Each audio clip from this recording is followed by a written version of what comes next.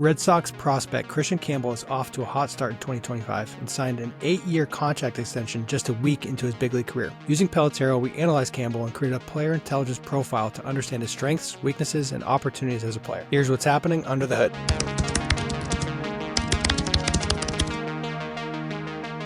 In this profile, we're going to take a look at his swing mechanics score, his hitter potential score, and his plate intelligence to get an understanding of what is happening and why it is happening. Pelotero's swing mechanics score takes a player's video and performs an automated analysis that reviews body movements and how those movements correlate to swing path. These are compared to the best hitters of all time. The higher your swing mechanics score, the more you're moving your body well to create good swing plane, swing direction, depth and length, and adjustability. This gives you the potential to perform better in games. His hitter potential score will then combine his swing with his performance score, which is looking at things like his bat speed, how he's moving, his quickness, and overall performance with his bat. His swing score checks in at 79, which is very solid. It's not in the elite territory. If we're looking in the 90s, you're going to get the Pujols, the Bonds, the Ted Williams types are in the upper 90s. The biggest thing that we see is the hands not staying back well. So he scores a 20 for hands staying back. Hands could stay up a little bit better, but the hands staying back is the real issue that we see. As his shoulders start to tilt, so going from more of that downward slope to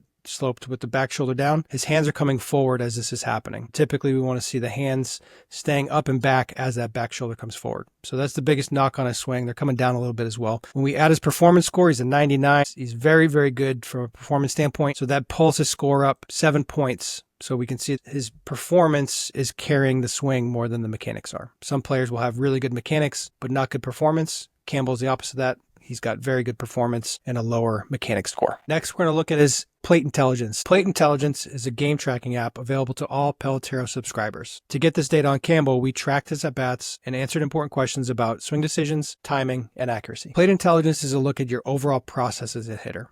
Most important questions we ask are you recognizing the pitches being thrown? Are you swinging at strikes? Are you on time? And are you accurate? If you complete all these things well, you're probably going to hit the ball well and you're going to be safe often. First of all, he's swinging at 61% of strikes. This is fairly low on the passive side of things. Aggressive hitters are closer to 80%.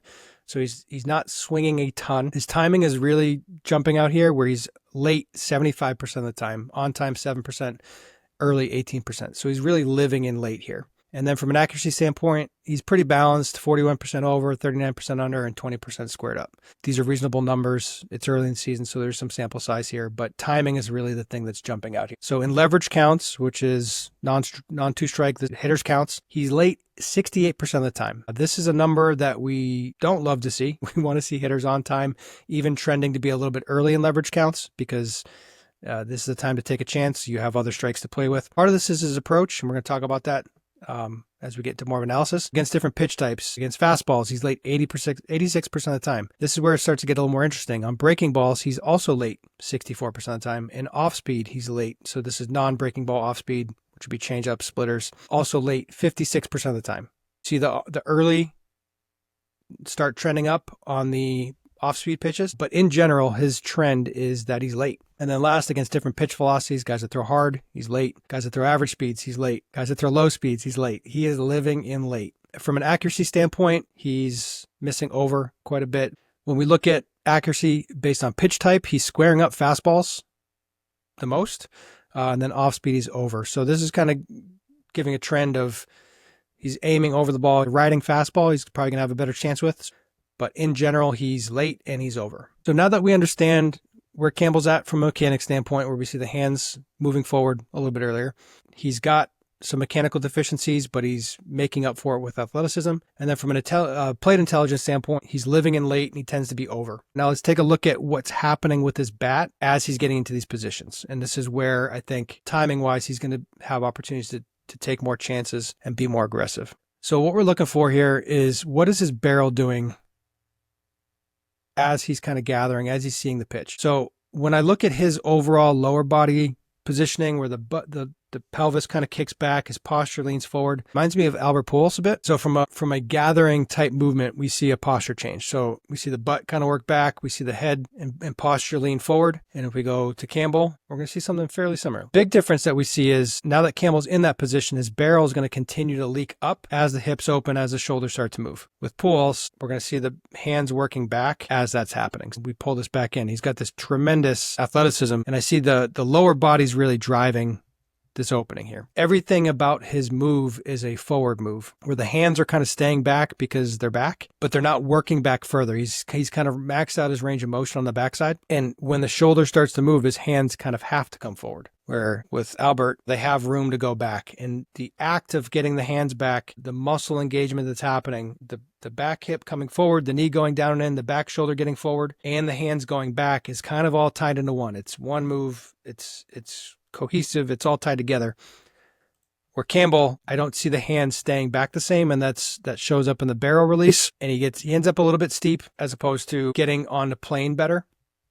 And that's going to get you inside the ball better. Hank Aaron had a pretty big forward move, which reminds me of Campbell. We see the same kind of barrel working back, getting on plane, while the lower body, while the back shoulder's getting forward. It feels like there's a missing element there with Campbell. Last, we'll go Bonds. He's in a similar posture. Click Campbell back here. So we've got good posture, but then with Bonds, again, we see that the hands going back, obviously a bigger barrel tip, but we don't see that high release of the barrel. When the barrel releases high like this, there's some inefficiency there. We're not seeing that with the best hitters of all time. So again, we see all these good moves in terms of like pelvis, shoulders, but it's more how it's happening. And this is more the lower body really doing a lot of the work here. Hands can't stay back because they're already back, and there's more there that he can tap into. This is where it's kind of fun because his approach that he's pretty clearly displaying of he's going to be late and he's going to be over quite a bit. If you have a swing that you need to commit earlier, the focus is letting the ball travel, because if you commit early, you're incredibly susceptible to off-speed pitches. So Campbell is both committed to seeing the ball travel, letting the ball get on him, and he's trending towards missing over. So he's got a very clear approach that, when you combine that with his athleticism, allows him to perform at a very high level. As we look at Campbell throughout the season, here's some things that I'd be looking for.